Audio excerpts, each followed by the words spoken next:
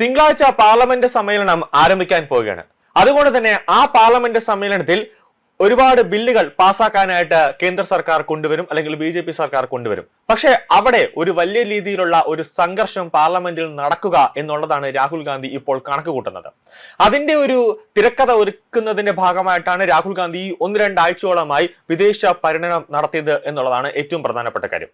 ഇതിൽ ഒരു പ്രധാനപ്പെട്ട കാര്യം, ഇനി വരുന്ന അതായത് തിങ്കളാഴ്ച നടക്കുന്ന പാർലമെന്റ് സമ്മേളനത്തിൽ രാഹുൽ ഗാന്ധിയുടെ ഡ്രസ് കോഡ്, അതായത് ഡ്രസ്സിന്റെ കളർ ഏത് രീതിയിലായിരിക്കും എന്നുള്ളത് നമ്മൾ നോക്കേണ്ടതുണ്ട്. അതായത് 2024 ഡിസംബർ 18 പാർലമെന്റിൽ ഒരു പ്രതിഷേധമൊക്കെ നടന്ന സമയത്ത് രാഹുൽ ഗാന്ധി നീല ഷർട്ടാണ് ധരിച്ചിരുന്നത്.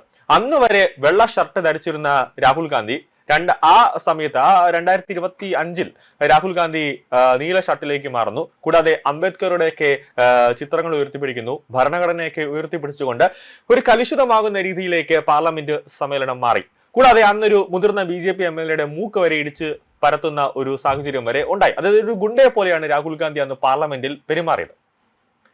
നിലവിൽ കഴിഞ്ഞ 3 ആഴ്ചയായി യൂറോപ്യൻ പര്യടനത്തിലായിരുന്ന രാഹുൽ ഗാന്ധി ഇന്ത്യയിൽ തിരിച്ചെത്തിയിട്ടുണ്ട്. ഇന്ത്യയിൽ മോദി ഭരണത്തെ അട്ടിമറിക്കാൻ ഓരോ നീക്കങ്ങളും നടത്തുന്ന ജോ സോറസും മറ്റ് രാജ്യങ്ങളിലെ ഭരണം അട്ടിമറിക്കുന്നത് തൊഴിലാക്കിയ അമേരിക്കയിലെ ഡീപ് സ്റ്റേറ്റ് ശക്തികളും തയ്യാറാക്കിയ ടൂൾ കിറ്റുകളും വാങ്ങിയാണ് രാഹുൽ ഗാന്ധി തിരിച്ചെത്തിയിരിക്കുന്നത് എന്നൊരു ആരോപണമാണ് ഇവിടെ ശക്തമായിരുന്നത്.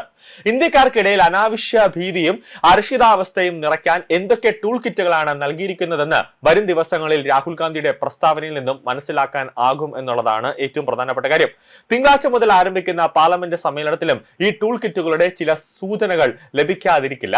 കൂടാതെ വിദേശത്ത് പോകുമ്പോൾ സുരക്ഷ നൽകേണ്ടത് CRPFന്റെ ചുമതലയാണെങ്കിലും കൃത്യമായി പോകുന്ന സ്ഥലങ്ങൾ മുൻകൂട്ടി അറിയിക്കാത്തതിനാൽ കേന്ദ്ര ആഭ്യന്തര മന്ത്രാലയത്തിന് ആശങ്ക ഉണ്ട് എന്നാണ് അമിത്ഷാ പറയുന്നത്.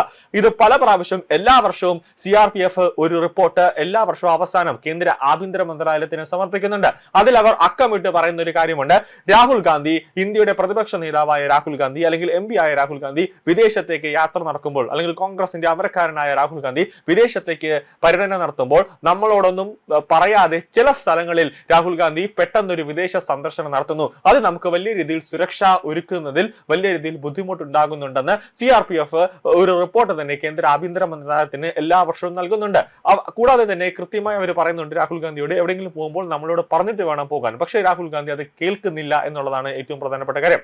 വിദേശത്ത് പോയി ഏതെങ്കിലും തരത്തിലൊരു ജീവഹാനി സംഭവിച്ചാൽ ഇതേ കോൺഗ്രസ് വിരൽ ചൂണ്ടുക മോദി സർക്കാരിന് നേരെയായിരിക്കും എന്നതാണ് അമിത്ഷായെ പോലുള്ളവർ ആശങ്കപ്പെടുന്നത്. ഇക്കുറി രാഹുൽ ഗാന്ധിയുടെ വിദേശ യാത്രയിൽ അതീവ രഹസ്യമായ ചില കാര്യങ്ങൾ ഉൾപ്പെട്ടിട്ടുണ്ട് എന്നാണ് ഡൽഹിയിൽ നിന്ന് വരുന്ന ചില റിപ്പോർട്ടുകൾ സൂചിപ്പിക്കുന്നത്. സ്വന്തം കുടുംബവുമായി ബന്ധപ്പെട്ട ചില വൈകാരികമായ പ്രശ്നങ്ങൾ കൈകാര്യം ചെയ്യാനുള്ളത് കൊണ്ടാണ് യാത്ര അതീവ രഹസ്യമാക്കി വെച്ചതെന്നാണ് പറയുന്നത്. പ്രിയങ്കയുമായുള്ള ചില ഭിന്നതകൾ ഒരു വശത്ത്, തന്റെ സ്വന്തം കുഞ്ഞുമായി ബന്ധപ്പെട്ട കാര്യങ്ങൾ മറുവശത്തും ഉണ്ടായിരുന്നുവെന്നാണ് ഡൽഹിയിലെ ചില ജേർണലിസ്റ്റുകൾ ചൂണ്ടിക്കാട്ടുന്നത്. അത്രയും ഗൗരവമുള്ള കുടുംബകാര്യമായതിനാലാണ് 3 ആഴ്ച വിദേശ രാജ്യത്ത് തങ്ങേണ്ടി വന്നതെന്നാണ് ചില റിപ്പോർട്ടുകൾ സൂചിപ്പിക്കുന്നത്.